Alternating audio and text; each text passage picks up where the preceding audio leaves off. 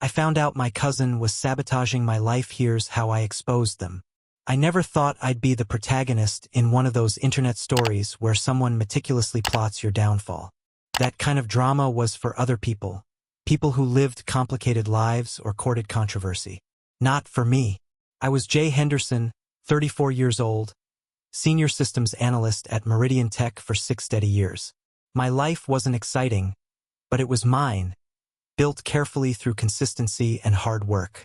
I had my modest apartment in Forest Hills, a small circle of good friends, and a reputation as the reliable guy who kept things simple.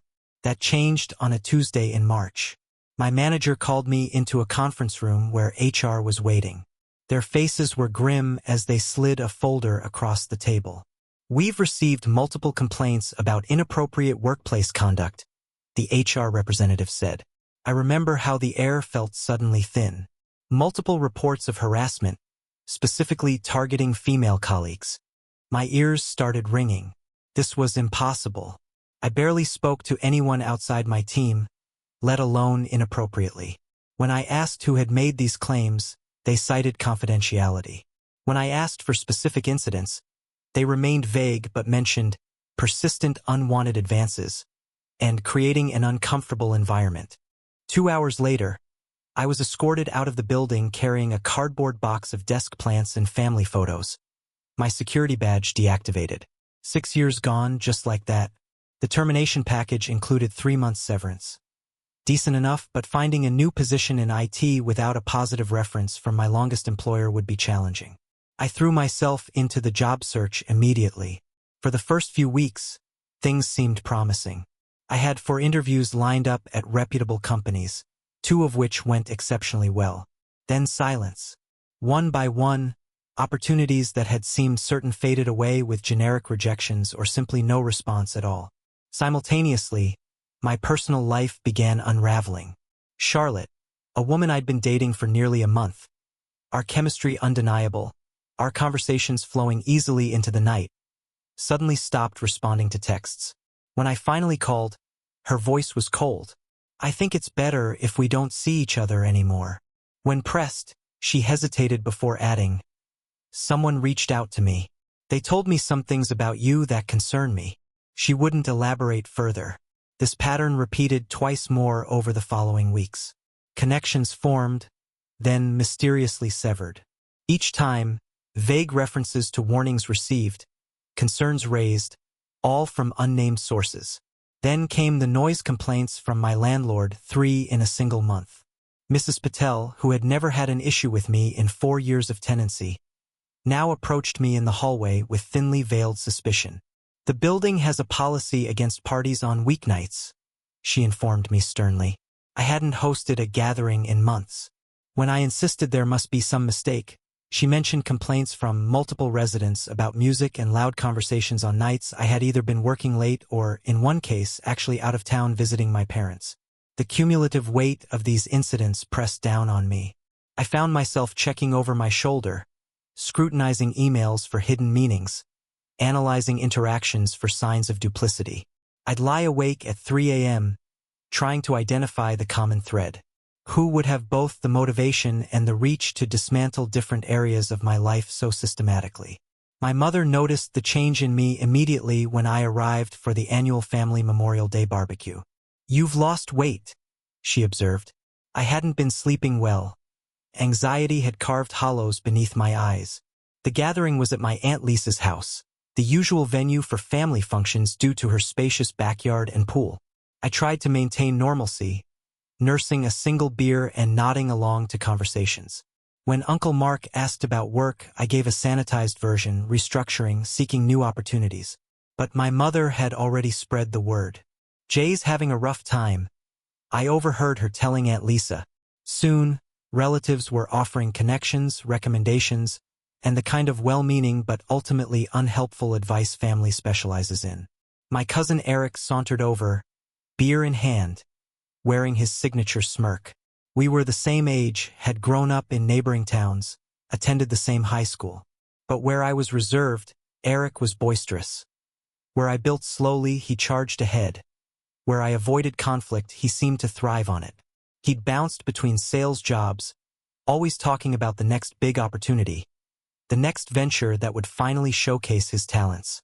"Heard you're having a streak of bad luck," he said, settling into the chair beside me. His tone was sympathetic, but something in his eyes didn't match. I gave him the abbreviated version of recent events, the strange coincidences and unexplained hostility. As I spoke, I noticed his expression, a slight curl at the corner of his mouth, a certain brightness in his gaze.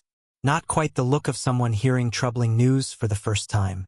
"Sounds like someone's out to get you, man," he said finally, taking a long sip of beer. Then he chuckled, a short, strange sound that hung in the air between us. "Maybe you pissed off the wrong person and didn't even realize it." Something about that comment burrowed under my skin. The barbecue continued, but I found myself watching Eric more closely. The way he inserted himself into conversations, how he seemed particularly interested when my situation came up, the subtle glances in my direction when he thought I wasn't looking. I dismissed these observations initially. Family is complicated, but family doesn't systematically dismantle your life. That would be absurd, paranoid thinking. Then came the incident with Megan.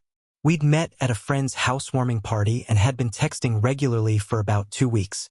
Our first date had gone remarkably well.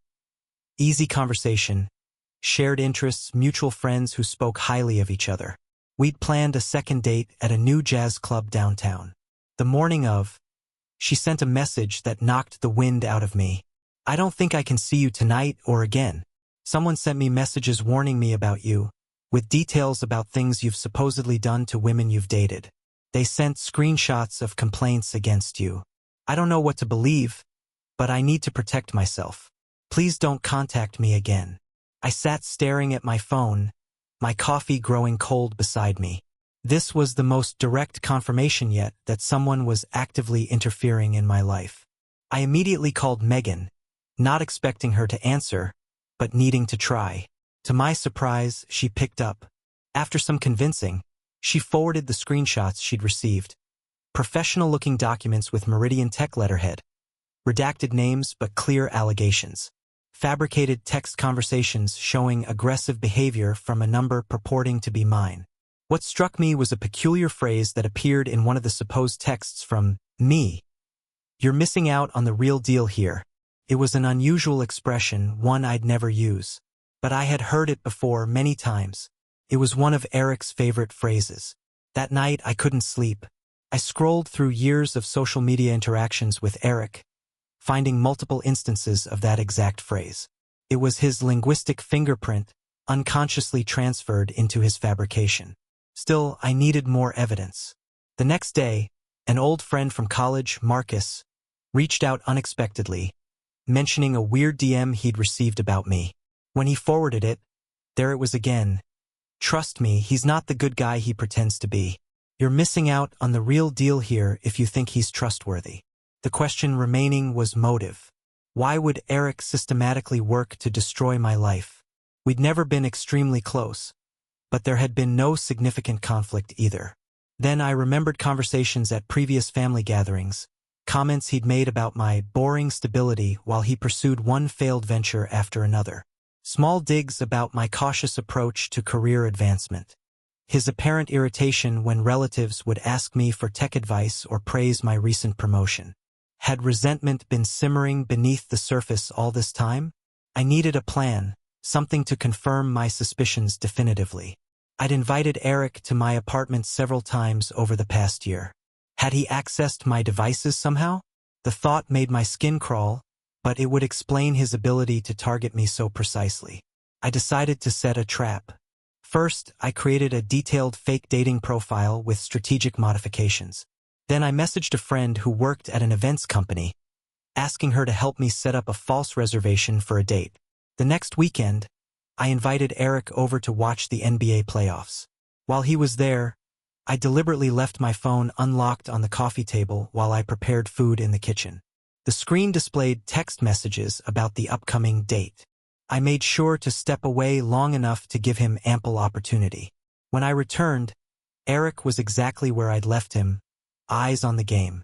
But the phone had been moved slightly, screen now facing down rather than up. 5 days later, my friend from the events company called.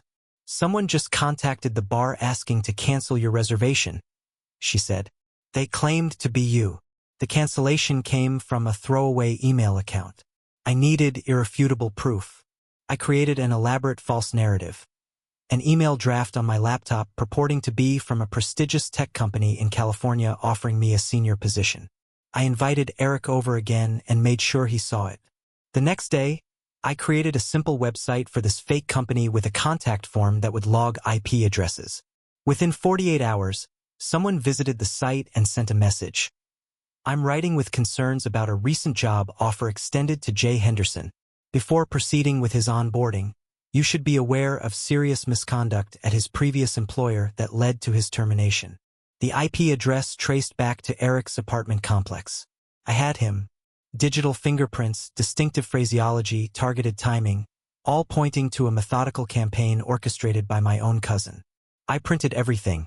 Screenshots, cancellation emails, the HR portal submission with IP address details, timestamps showing correlations between Eric's visits and subsequent sabotage attempts. The next family dinner was at my parents' house. Eric arrived late, offering boisterous greetings to everyone. He avoided direct interaction with me until dinner was served, then took the seat directly across from mine, flashing that familiar smirk. "How's the job search going, Jay?" he asked. "Any promising leads?" The table fell into expectant silence. I looked him directly in the eyes, holding his gaze. "Actually," I said, reaching into my bag, "I've been working on a different project recently." I placed a folder on the table. "An investigation, you might say." I began methodically laying out documents in front of me. It's interesting how certain patterns emerge when you pay attention.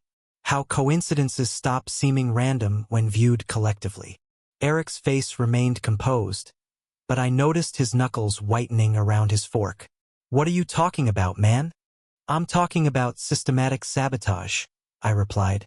"Anonymous complaints to my employer that got me fired. Warnings sent to women I've dated. Noise complaints to my landlord on nights I wasn't even home." I pushed the first document toward him, the IP address log showing access from his location. "I'm talking about someone using this email address to cancel fake reservations I created as a test." I slid forward the printed screenshots of his social.